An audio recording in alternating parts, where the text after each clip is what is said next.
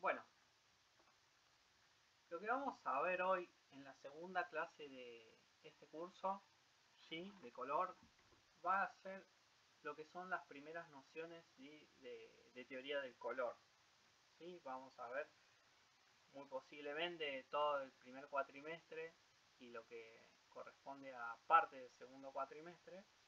¿Sí? Nociones bastante importantes que hacen a la teoría del color y que tenemos que básicamente dominar, obviamente los conceptos, empezar a manejar lo que son algunos de los términos que son muy usados, ¿sí? en lo que tiene que ver al diseño y en particular a lo que es el color en sí mismo, ¿sí?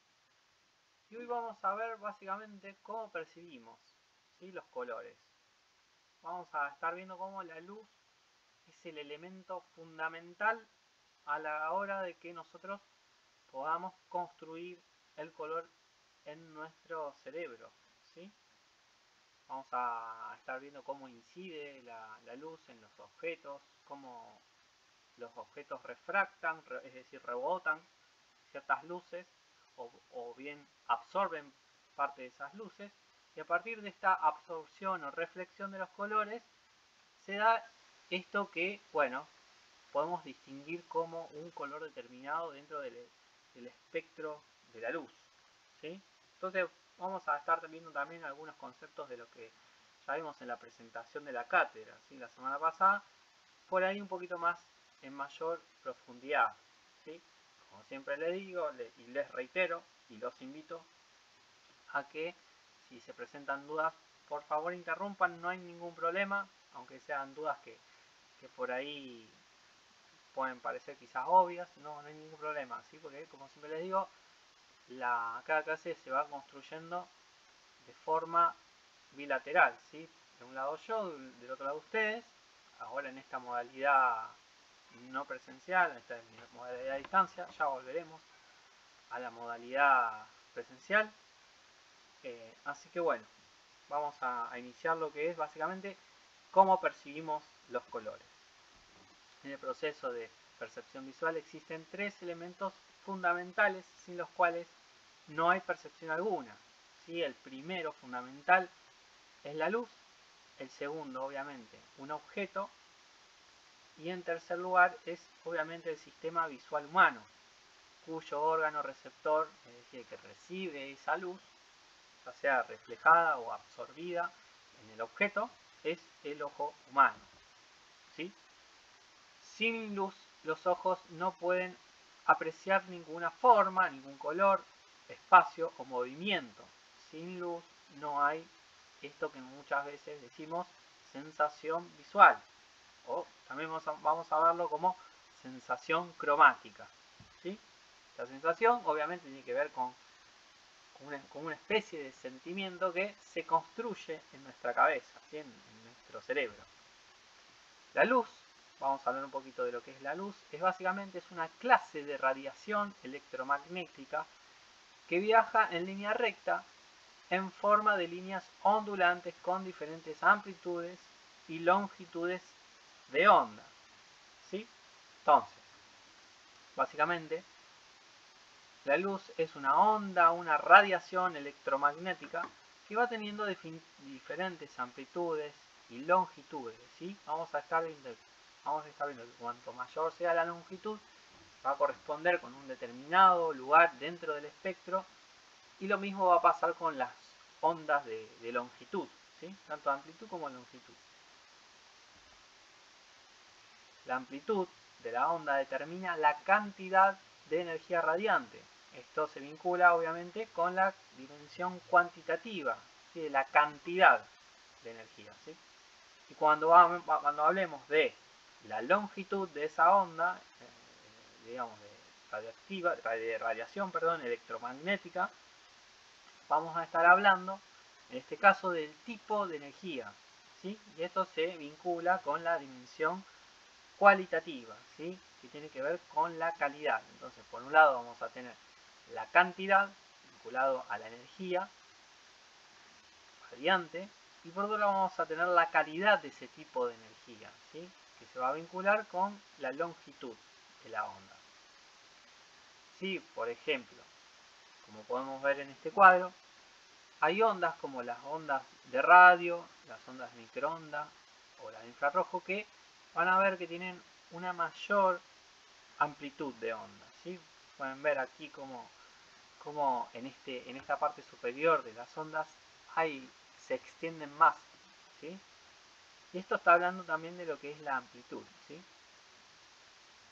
Después pueden ver la que es la parte del medio, que es justamente la que nosotros vemos, que es como luz, es la luz que nosotros vemos, que a partir de esa luz, la longitud o la onda se encuentra en su nivel medio, ¿sí? Y luego están las amplitudes de onda, que son más cortas, que no vemos, que son aquellas como la ultravioleta, la de rayos X y la de rayos gamma, ¿sí? Y también obviamente todo esto se vincula con el tamaño, ¿sí? Por eso hablamos también de longitud. Las ondas de rayos pueden tener, perdón, las ondas de radio pueden tener, o microondas pueden tener el tamaño de grandes edificios, las de microondas pueden tener el tamaño de humanos, ¿sí? Y así ir decreciendo hasta tamaños como moleculares o atómicos, ¿sí? Que es la unidad mínima que existe de la materia, ¿sí? Entonces, por ejemplo, los rayos gamma, los rayos X, tienen ondas, longitudes muy pequeñas, ¿sí? La radiación electromagnética entonces viaja en el espacio a una velocidad cercana a los 300.000 km por hora, ¿sí? En un espectro continuo de longitudes de ondas que van desde las muy cortas hasta las muy largas, ¿sí? Entonces, básicamente, la radiación viaja a esta velocidad, ¿sí? De 300.000 km por hora. Alguna vez quizás lo hayan estudiado aquellos que hayan tenido física como materia y hayan hecho fórmulas con la luz como elemento constante, ¿sí?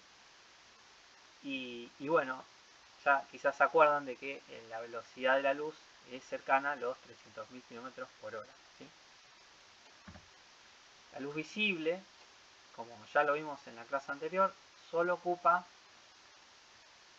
una parte del amplio espectro de radiación que existe, ¿sí? Entonces la luz visible solo ocupa una estrella franja de total del espectro visible y corresponde a las radiaciones que llegan en mayor cantidad a la superficie terrestre, ¿sí? Quizás hayan escuchado que nuestro planeta está rodeado por una serie de capas a nivel muy superior, ¿sí? Muy arriba, que nos protegen justamente de una serie de rayos, ya sea emitidos por el Sol o inclusive pueden venir otros sistemas, ¿sí? Solares, que nos ayudan justamente a protegernos como lo que pueden ser rayos gamma, rayos X. En el caso de las ondas, esto digamos, más se vincula con las ondas cortas, ¿sí? Lo veíamos hace un rato con las longitudes y amplitudes de onda. Y luego están las ondas largas, ¿sí? Que tienen tamaños muy grandes, que esto sí está muy presente en nuestro planeta, ¿sí? Como son rayos infrarrojos, los rayos vinculados a los microondas, los de TV, los de radio, ¿sí? Obviamente cuando son inalámbricos, inclusive también podemos pensar en lo que son las ondas de Wi-Fi, de Bluetooth, ¿sí? que están todo el tiempo presentes en nuestra vida cotidiana. Son ondas, ¿sí? En este caso largas, que están presentes en nuestra vida y no las vemos, ¿sí? Pero existen en realidad. Y luego lo que sí vemos, y que es lo que realmente a nosotros nos importa, en particular en nuestra cátedra, son las ondas que están en el medio dentro del espectro de luz, en el espectro de radiación, que es la luz, ¿sí? Y que a partir de su descomposición podemos obtener los distintos colores que hay dentro de la luz, ¿sí? La capacidad física de los objetos o superficie de los mismos para absorber y reflejar luz recibe el nombre de luminancia o reflectancia, y es constante en toda su superficie, ¿sí? Entonces, este fenómeno que se produce a partir de una luz que emite, ¿sí? Justamente este elemento que es intangible, como la luz, es reflejado y rebotado o absorbido, y este fenómeno es lo que se conoce como luminancia, ¿sí? Cuando el objeto absorbe una parte de la luz o la totalidad, o no absorbe nada, ¿sí? Ya vamos a ver cuándo absorbe y cuándo no absorbe, inclusive, y cuando reflecta, ¿sí? Cuando reflecta, ¿sí? Cuando está reflejando la luz, ¿sí? Lo conoce como, aquí lo vemos como reflectancia, ¿sí? A los factores físicos de este proceso se le suman los fisiológicos y los psicológicos dados en los ojos y en el sistema nervioso del observador. En primer lugar, diremos que sin luz tampoco hay color. Sí, esta es una definición importante que siempre tenemos que tener en cuenta. Si no existiera luz, realmente no podríamos ver nada, no podríamos ver ni siquiera las formas, y obviamente no podría existir lo que es el color, ¿sí? Pero tenemos que tener en cuenta que básicamente se dan dos procesos que sí se vinculan a lo físico, a los factores físicos, y obviamente muy a lo humano, que tiene que ver con la fisiología y la psicología, ¿sí? Esto significa, en sentido estricto, que el color solo existe en el ojo y en el sistema nervioso del espectador una vez que la luz ha entrado al ojo, estimulado la retina y desencadenado un proceso perceptivo. Sí, obviamente, como les digo siempre, sin luz no hay color, pero también sin ojos y sin cerebro no hay color tampoco. Es decir, que se construye a partir de nuestro aparato visual, de nuestro aparato perceptivo. Milton, Sí, te escucho. disculpa, en la diapositiva anterior no llegué a comprender mucho porque estaba tomando nota. Sí, en esta diapositiva en particular, No, en la otra. en la otra. Y Esa. básicamente existen a los factores físicos que denominamos dentro del espectro de luz, ¿sí? Dentro más precisamente del espectro de radiación. Nosotros nos concentramos en el espectro de luz, que es lo que vemos, ¿sí? Que decimos que siempre es esta parte, ¿sí? El espectro es todo esto. Hay una serie de rayos, ¿sí? Que tienen distintas longitudes de onda y amplitudes de onda. Nosotros siempre vemos una partecita, que es esta, que es la luz, que cuando se descompone a partir de esta descomposición es que nosotros podemos ver los colores. O por ahí, obviamente, cuando hay un objeto, ya vamos a estar viendo en una de las placas, que tiene un determinado color, en realidad nosotros lo que estamos viendo es aquellos colores que refleja ese objeto y aquellos colores, digamos, que en realidad está absorbiendo. Obviamente los que absorben no los vemos, ¿sí? Porque justamente se da este fenómeno físico. Pero además, más allá de los fenómenos físicos, también existen una serie de factores fisiológicos, por un lado, que tienen que ver con esto que decimos del sistema nervioso, con los ojos, con el aparato visual, por un lado, y también con factores psicológicos. ¿Sí? Ya vamos a estar viendo cada uno de los dos de forma particular. O sea, más precisamente nos vamos a concentrar también hoy con lo que son los fisiológicos, es decir, con los que tienen que ver en cómo el ojo y el cerebro construyen el color. ¿Sí? ¿Qué fenómeno se da dentro de nuestro aparato visual? ¿Sí? Pero lo que sí tenemos que tener muy en cuenta es esto de que sin luz no hay color. ¿Sí? Siempre tiene que haber luz, ya sea luz, digamos, iluminando un objeto, o inclusive luz en una pantalla que nos está mostrando un determinado color. ¿Sí? Entonces, veníamos diciendo que existe el ojo, el sistema nervioso que hace que el espectador, por un lado, va comprendiendo o va ingresando esta información lumínica, ¿sí? Y a partir de esto se desencadena un proceso perceptivo, ¿sí? Y la radiación electromagnética no posee esa cualidad a la que nosotros llamamos color, ¿sí? Cuando nosotros vemos, por ejemplo, un paisaje, en realidad, por ejemplo, si pensamos en un atardecer, en realidad no es que realmente existen esos colores nosotros los construimos en nuestro proceso perceptivo, ¿sí? Ahora vamos a estar viendo en otras placas, un poquito hablando más y aclarando a qué nos referimos con esta cuestión. Para que este fenómeno cromático cobre efecto, es necesario que cierta radiación, cuya longitud de onda está comprendida en el espectro visible, incida en el ojo. ¿Sí? Entonces, el Sol, que es la fuente de luz por naturaleza, o sea, y desde que existen los tiempos de la humanidad está presente, ¿sí? en nuestra raza humana, básicamente lo que hace es iluminar y dar luz, ¿sí? Lo que decimos siempre, a partir de la luz nosotros podemos construir el color en nuestro sistema perceptivo visual, ¿sí? Entonces la luz, que en este caso podría ser un sol, refleja, irradia sobre un objeto. Ese objeto, que puede tener determinadas condiciones físicas, va a rebotar parte de esa luz, ya sea toda, o inclusive absorber toda esa luz. Si absorbiera, por ejemplo, sería negro, ¿sí? Ya vamos a estar viendo la diferencia entre lo que es algo que es negro y algo que es blanco, ¿sí? Son las dos dualidades, contraposiciones que se dan.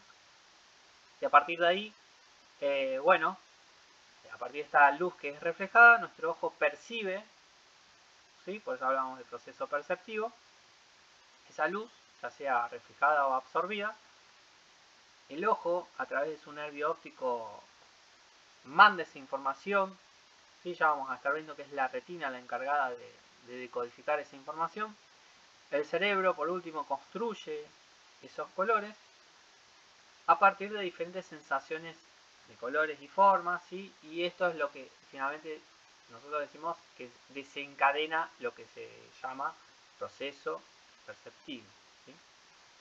Isaac Newton realizó en el siglo XVIII descomponiendo un haz de luz blanca mediante un prisma de cristal en 6 componentes que son visualizados como 6 colores diferentes, ¿sí? En este experimento que hizo Newton, ¿sí? Que fue el primero realmente en determinar que la luz en realidad corresponde a una parte del gran espectro de lo que hablamos a lo largo de esta clase y la anterior, el espectro de radiación. Es una partecita que es la que nosotros vemos, y que a partir de esta partecita, que es la luz blanca en su máxima expresión, pasándola a través de un prisma, se puede descomponer y conformar una serie de colores. Y es como que nosotros lo que hizo Newton es descubrir que a partir de la división de la luz blanca se puede dividir en una serie de colores, ¿sí? ¿Sí?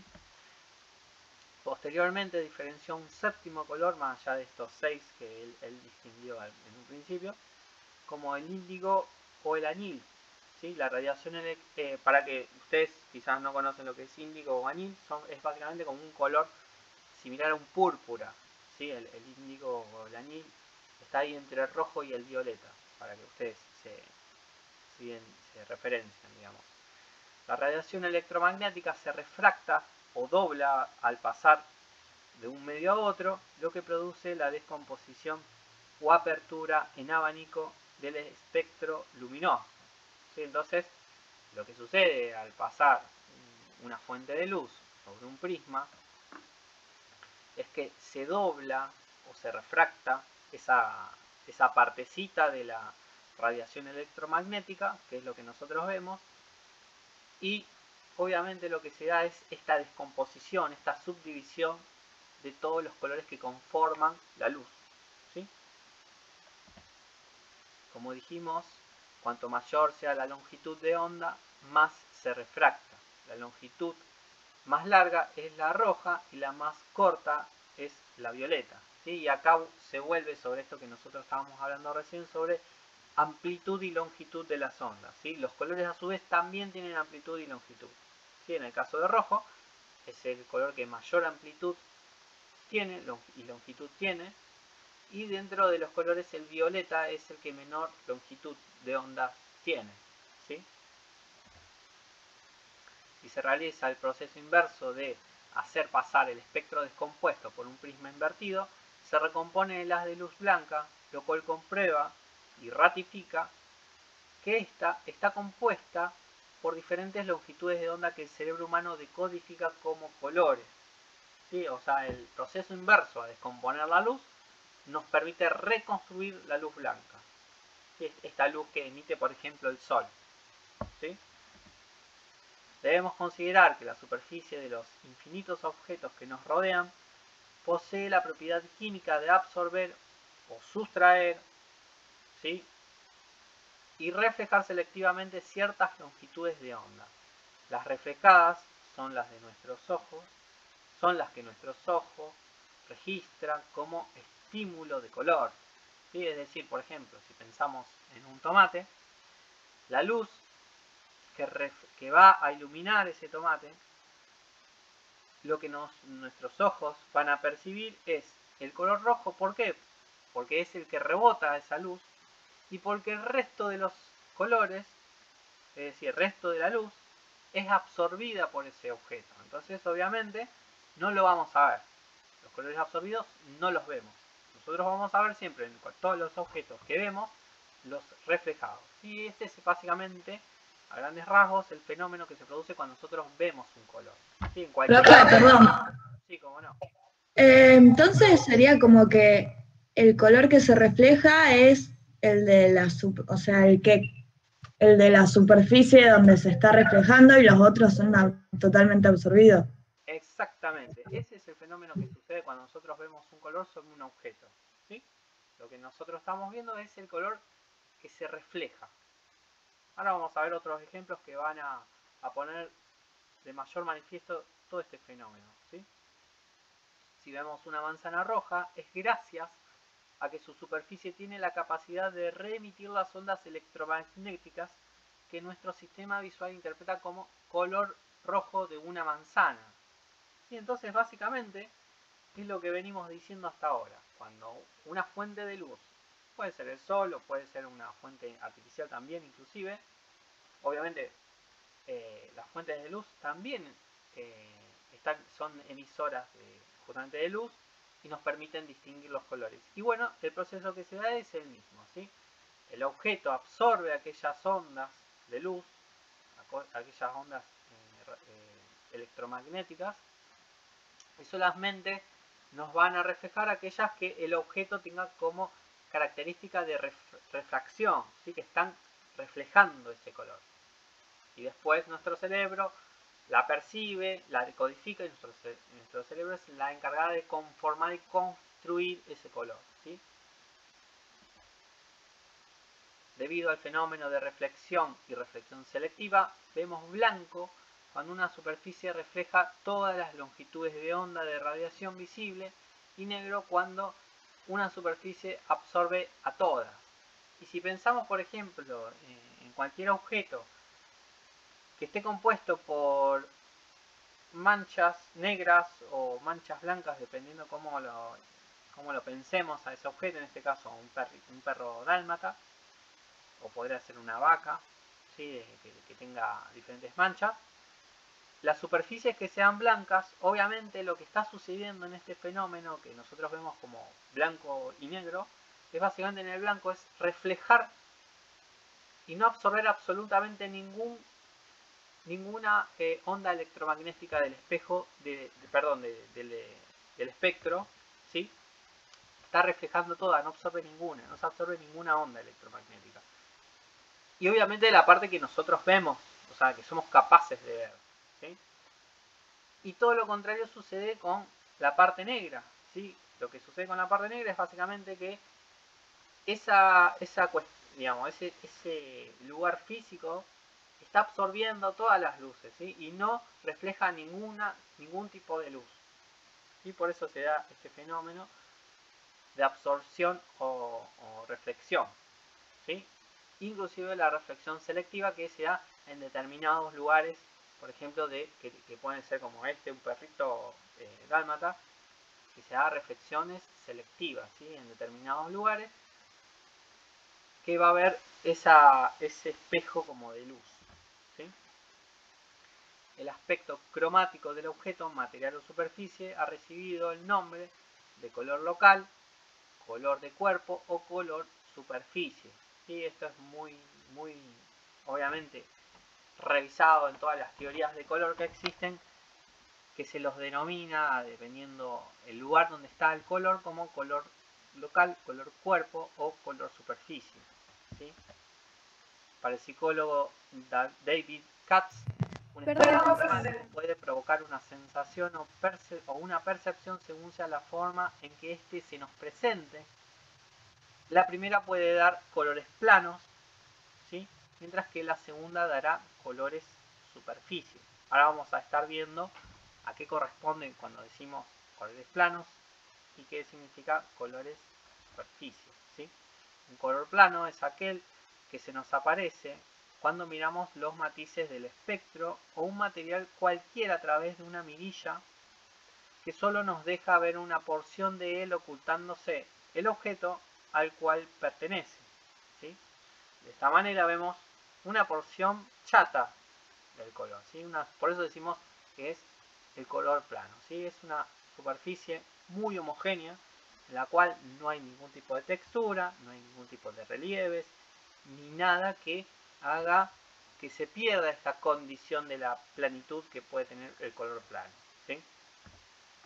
Mientras tanto que el color superficie son aquellos que identificamos como cualidad de un objeto, ¿sí? Los planos se caracterizan por mostrar una estructura más fluida que se aleja de la experiencia que proporciona ver objetos coloreados bien determinados. Y por ejemplo, obviamente los colores de superficie son los que se usan muchísimo cuando se quiere ilustrar, se quiere representar un objeto, ¿sí? En el cual se le quiere dar relieve, se le quiere dar volumen, y no va a haber un solo color, ¿sí? O no va a haber, sí, también lo podemos pensar en lo que se denomina escalas de grises, que es lo que vamos a estar viendo muy posiblemente la semana que viene.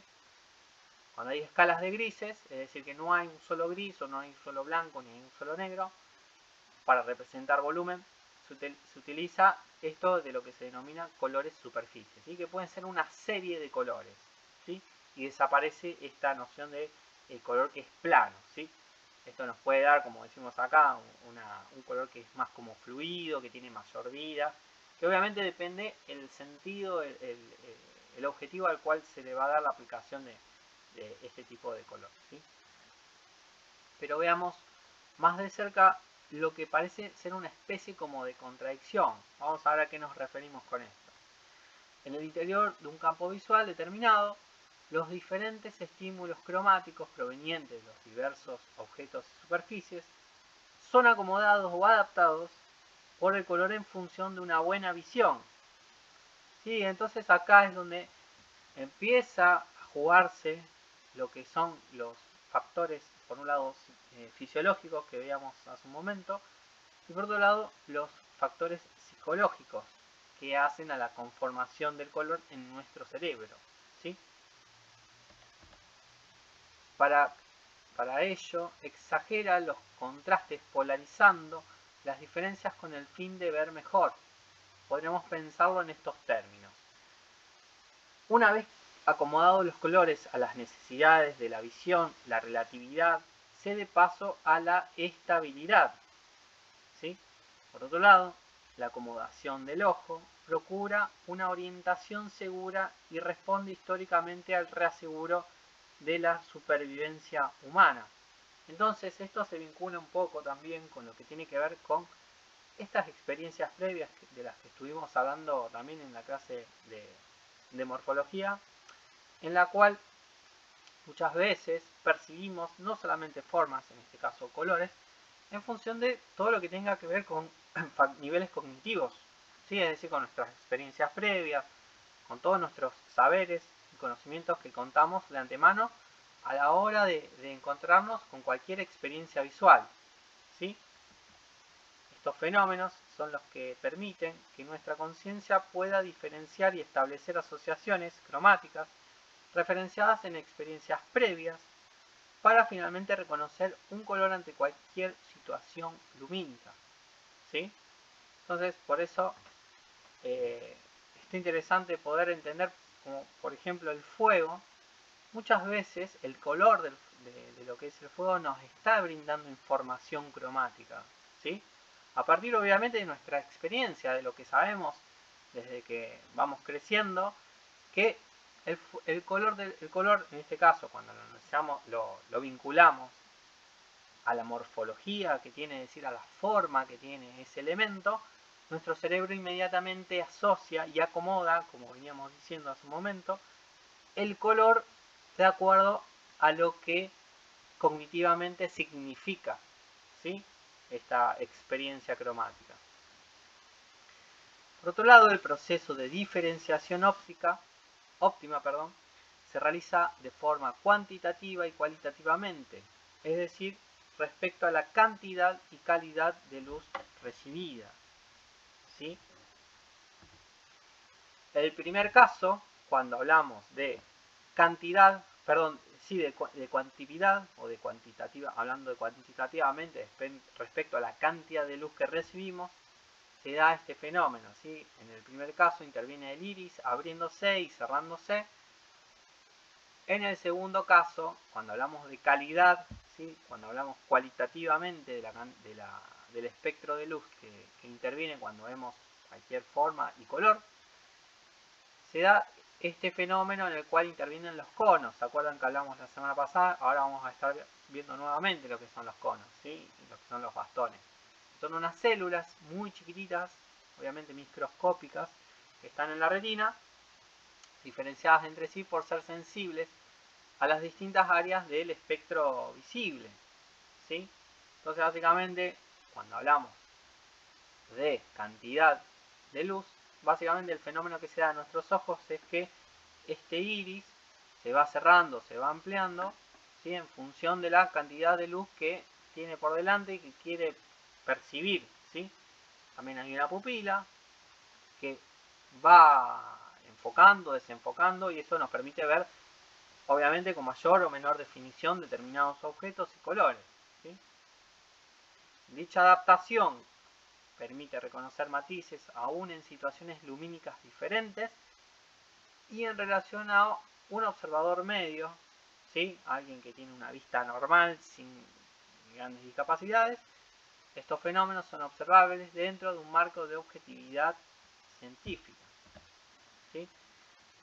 La diferenciación óptima de los colores en un campo visual requiere de un proceso fisiológico de adaptación y cambio que, tratándose de los colores de superficie, se conoce con el nombre de contraste simultáneo, ¿sí? Esto es uno de los fenómenos que ocurre, que lo vamos a estar viendo más adelante, muy posible a partir del segundo cuatrimestre, que se dan unas relaciones entre los colores, ¿sí? Y dependiendo del contexto en el cual se encuentre un determinado color, a veces nuestra percepción, nuestros ojos, nuestro aparato visual puede percibirlos de una manera distinta, ¿sí? Acá fíjense, acá se da este fenómeno que nosotros denominamos como contraste simultáneo, como un mismo color parece ser diferente, ¿sí? Fíjense este color como índigo, ¿sí?, que está rodeado de un color amarillo en un caso y en otro caso un color violeta, puede parecer distinto, ¿sí? Y esto se da básicamente por un fenómeno de lo que nosotros estamos hablando de proceso perceptivo, ¿sí? Y en realidad es el mismo color, ¿sí? Ya lo vamos a ver bien en profundidad llegado el momento cuando veamos con relaciones de color y en particular cuando veamos contrastes, ¿sí?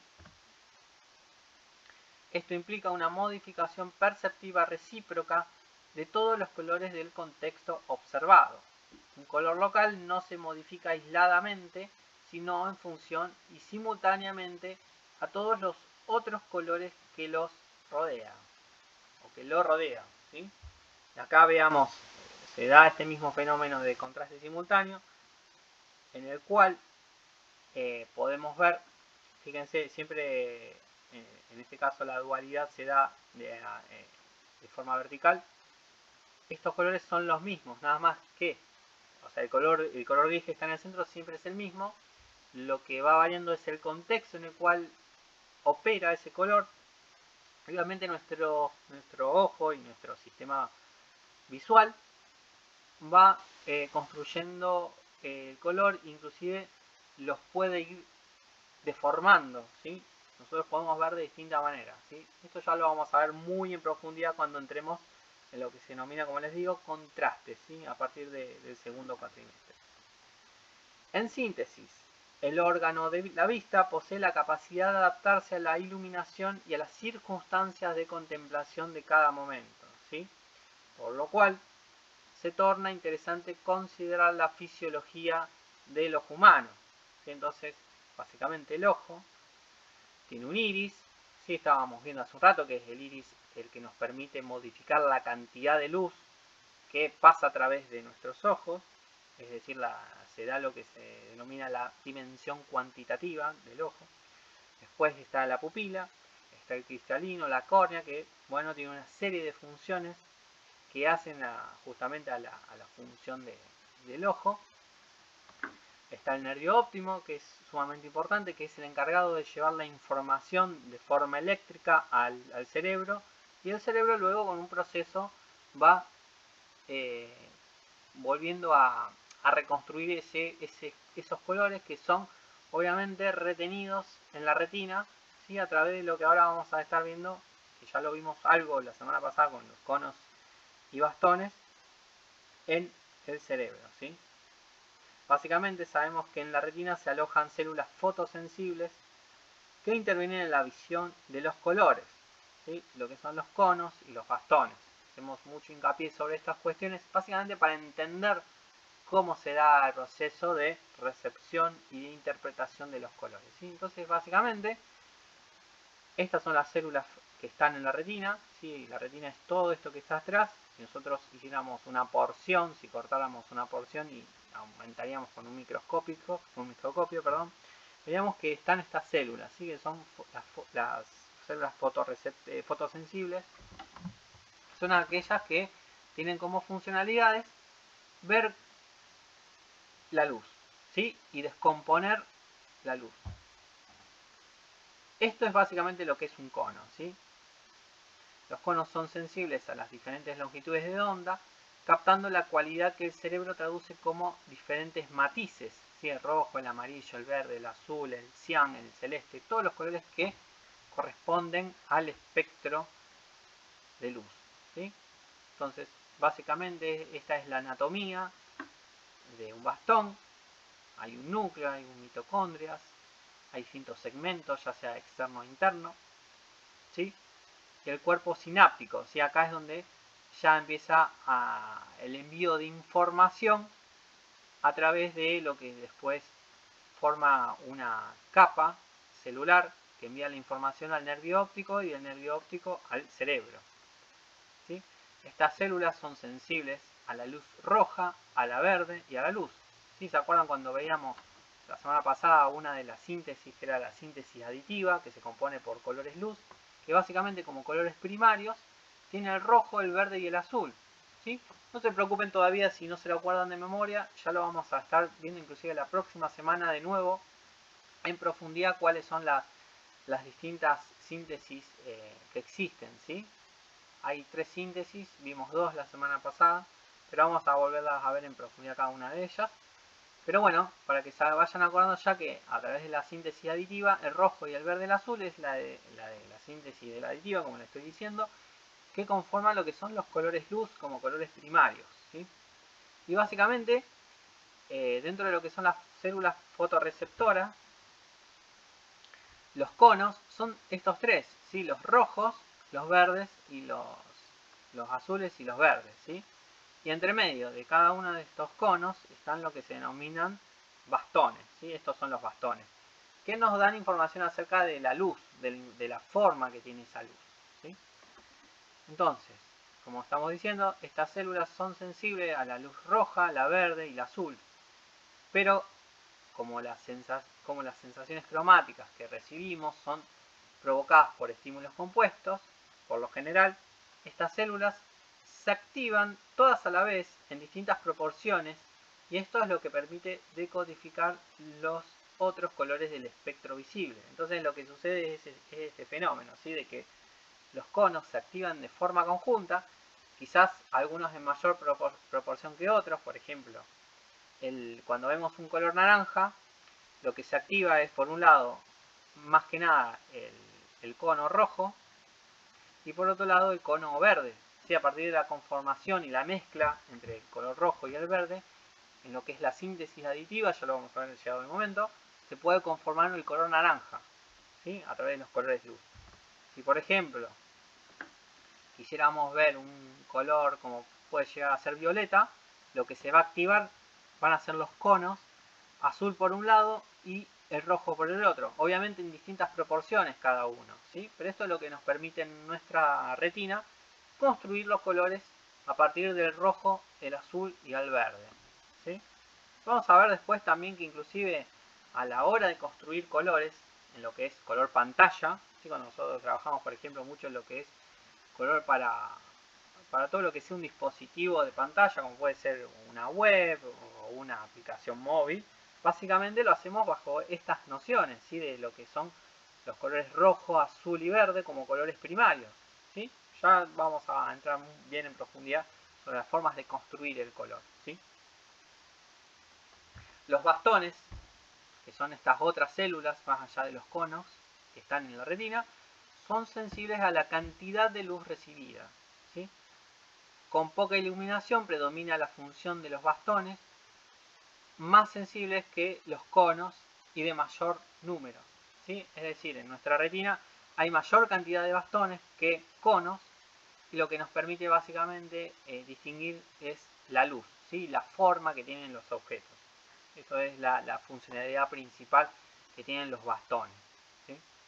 Los bastones también tienen una cierta anatomía, con un núcleo, con un segmento interior y exterior, ¿sí? Y una serie de cuestiones que hacen a su anatomía, ¿sí? Y luego por último está lo que se denomina cuerpo sináptico, que es lo que luego conecta con también a través de una membrana luego al nervio óptico, ¿sí? El nervio óptico es el encargado de enviar esa información que bastones y conos envía al cerebro, ¿sí?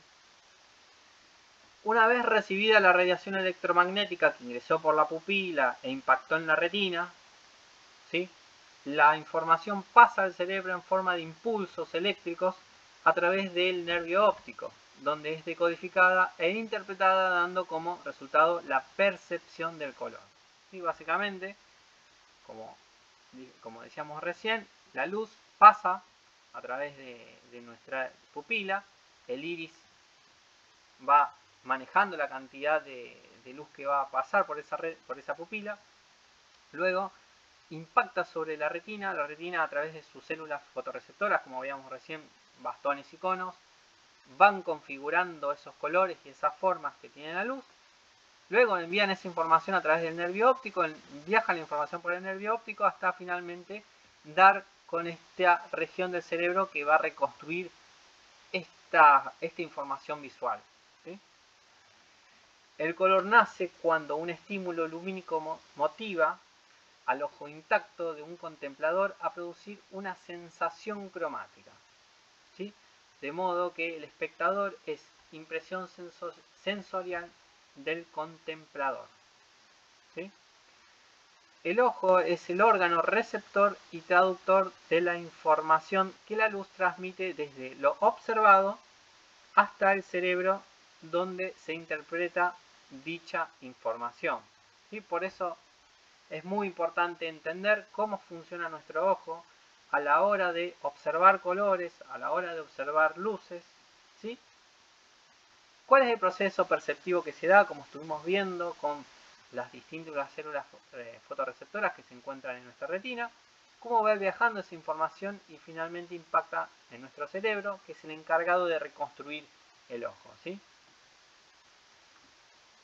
Así que aquí ya vamos finalizando lo que es esta clase teórica, ¿sí? Y yo les voy a dejar como consigna, ¿sí? Para debatir quizás hoy o quizás ya como tarea para la semana que viene, es que ustedes me digan básicamente qué sucede si no hay luz, ¿sí? Una de las frases que estuvimos viendo hace un momento en una de las placas nos decía que sin luz no hay color. Yo les voy a preguntar por qué no hay color, ¿sí? En función de lo que estuvimos viendo, ustedes van a tener a disposición esta clase que está siendo grabada, van a tener a disposición también este PDF, esta presentación en la cual, bueno, pueden volver, pueden tomar determinados elementos ustedes ya tienen a disposición, inclusive también lo que es el material complementario, ¿sí? En el caso de que quieran consultarlo. Y bueno, lo que yo les voy a proponer es esto como consigna. ¿Qué pasa si no hay luz? ¿Hay color? ¿No hay color? Y me gustaría que obviamente lo justifiquen. Y también en segunda instancia explicar por qué el ojo percibe colores acromáticos como son el blanco, el negro y los grises. ¿Sí? Va a quedar un poquito en el tintero porque vamos a ver la semana que viene ya lo que van a ser las primeras, lo que es la síntesis aditiva y sustractiva. Lo vamos a ver un poquito más en profundidad. Y vamos a ver si empezamos a ver también lo que es las escalas de grises, ¿sí? Que es algo sumamente fundamental a la hora también de configuración de color, ¿sí? Así que les dejo estas dos consignas. Y lo que vamos a pasar a hacer ahora es, bueno, por un lado, saber si hay dudas, si se entendió lo que estuvimos viendo. Por un lado, y por otro lado, es ver ya si estuvieron juntando lo que yo les estuve indicando en la clase anterior respecto a, bueno, esta especie de repositorio de imágenes, digamos, que a ustedes los va a ayudar a encarar la primera parte del año y posiblemente también la segunda, ¿sí? Les va a permitir empezar allá a encarar lo que son los primeros trabajos prácticos, ¿sí? Entonces, yo voy a cortar aquí la grabación, la voy a subir. Ustedes van a tener a disposición esta clase.